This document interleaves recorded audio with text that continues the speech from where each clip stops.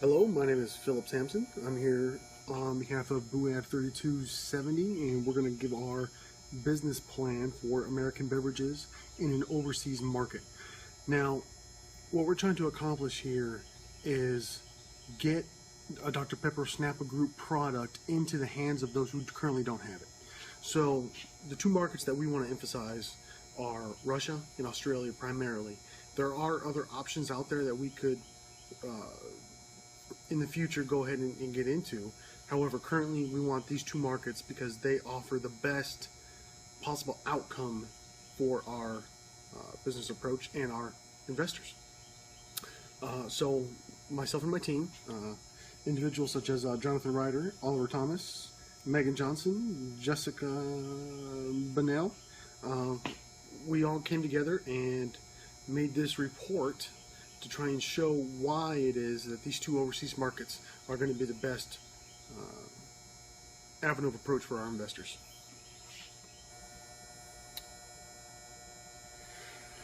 So basically this business plan is going to talk about market analysis, talk about some of the products that we're able to provide, distribution processes, usually the traditional business plan that we're going to go about into a new market.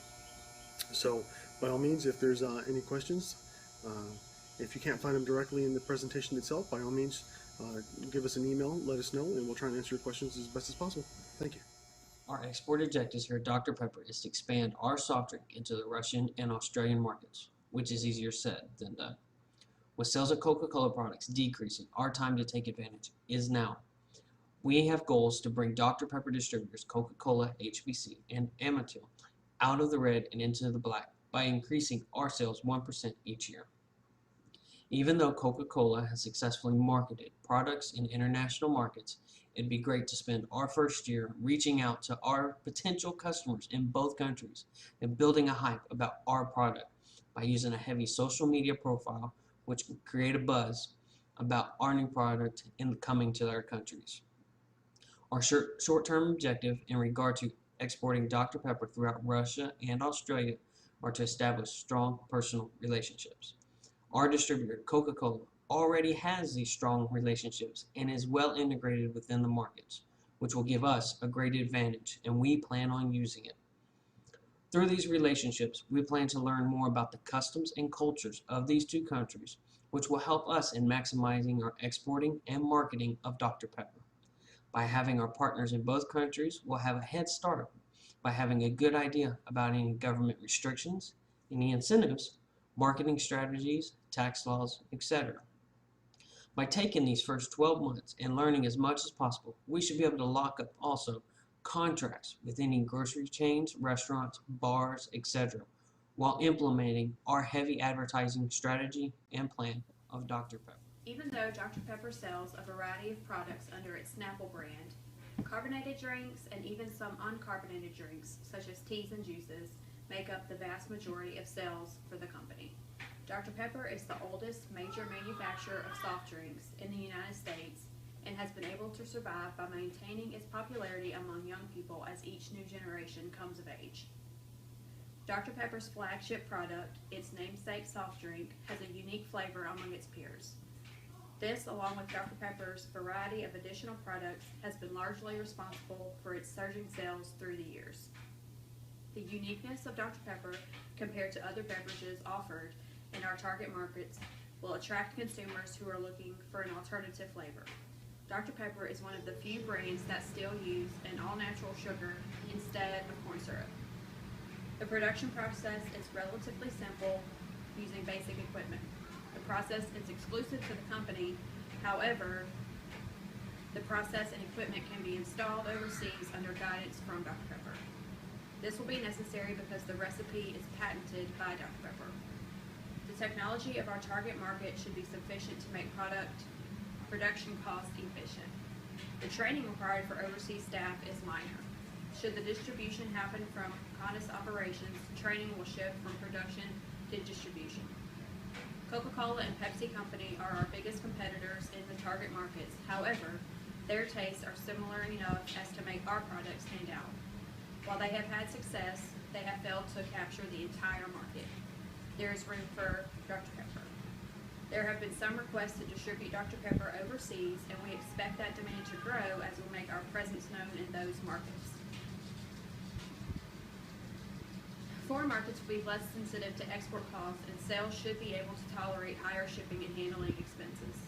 While the product has a high mass versus density ratio, it should be easily shipped in cans or bottles. This would also decrease the chance of damage during shipment. While there are currently no set storage rules, it is recommended to protect the product from the elements and avoid direct sunlight. Strict recipe adherence is a must. However, the branding labels and containers are flexible and may change with the market. We also don't expect overseas regulatory requirements to be an issue. Jobs in the soft drink industry, to which Dr. Pepper belongs, is expected to increase by 1.7 million between 2010 and 2020. Also during this time period, sales are expected to grow from $4.4 trillion to $5.7 trillion, which is a yearly growth average of 2.8%. As healthier drinks become a trend of consumers in North America and Western European countries, the trend of the soft drink industry is expected to decline. However, in international markets, soft drinks are becoming increasingly popular as the countries develop more and products become readily available. The soft drink industry is very price sensitive in the overseas market. In Mexico, for example, the government has placed an 8-cent tax on the sale of sugary drinks in the wake of the growing obesity rate. Mexico, for example, has the highest obesity rate at 32.8% of the population. This tax contributed to the decline in soft drink industry sales by 3%. In domestic markets, little to no change in sales occurred when prices were increased. However, in foreign markets, sales reduced when those prices were increased. Overseas competitors bringing their products into the United States are not doing well due to the strong following of Coca-Cola and Pepsi Company and Dr. Pepper. These three companies made up 89.3% of all soft drink sales inside the United States from 2004 to 2013. Dr. Pepper is aware of the global growth prospects in the industry, with Coca-Cola and Pepsi Company already owning the majority of the international market. With that in mind, Dr. Pepper is making a push to globalize their brand. Recently, Dr. Pepper repurchased distribution rights of its products from Mondelez International. This repurchase emphasizes the firm's commitment to expand in other countries such as Australia, China, Japan, and South Korea. With an aggressive marketing campaign, Dr. Pepper is poised to take a piece of the international soft drink market with its one-of-a-kind taste. Hi, my name is Jessica Bunnell. I'm here to talk about our target markets for Dr. Pepper. As of now, Dr. Pepper is sold worldwide, including countries Germany, Italy, Spain, Japan, and New Zealand. The market that we would actually want to target would be the millennials. Those would be people born between 1980 and the year 2000. Those are going to be the highly educated people in these countries that we are progressing into, which is Russia and Australia, and will have the most money to dispose of. Australia is one of the strongest, most competitive, open, and flexible economies in the world. They're highly skilled workforce and likely have a disposable income necessary for our business to thrive there. Unfortunately, Russia is not as equipped as Australia. There will be some areas that we would have to target, but there are plenty of reasons for us to expand there. Coca-Cola has done it. As for our tactics and strategies, we have come up with quite a few different things.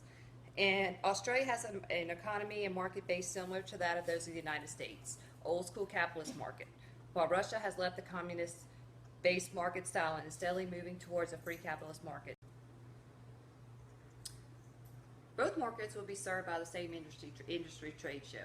Australia has a labeling requirement on all food and products, and they also have environmental standards such as product labeling of all ingredients, nutrition, and allergens. Russia does not have the environmental standards due to the post-Soviet environmental mismanagement. As far as the language barriers, in Russia, the product would have to be translated into their language. In Australia, it would not have to. As far as the market economy in each country, they are very different. Australia, their economy can keep up with the U.S. dollar.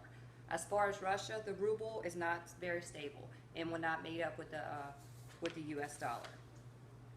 As far as current overhead and direct costs linked to the home market, the biggest overhead would be opening a bottling plant in each country to avoid the export costs. Each country has the resources and the space for us to be able to do this. The biggest amount to roughly would be 10% of the production cost. Out-of-pocket expense would be a minimal. Hello everyone, my name is Oliver Thomas, and today I'll be presenting the market entry and distribution product information. This information is regarding the exporting of our product, Dr. Pepper. Our target countries are Australia and Russia. In regards to market entry, we have an advantage. We are due to our presence in those countries. We are not entering a brand new market, but just adding additional product line. In regards to our distribution partners, we prefer to take a hands-off approach and let the distributors handle the interaction with the customers. We sell our beverages based to the distributors, and the distributors sell them to their customers. We ensure a good working relationship with our distributors, and the distributors ensure a good working relationship with their customers. Our major competitor, which is PepsiCo, operates the same way. Our trademark and intellectual property will be kept safe. We will implement procedures to ensure that happens. The Australian government encourages business to closely monitor their property. Thank you for your time, and have a wonderful day.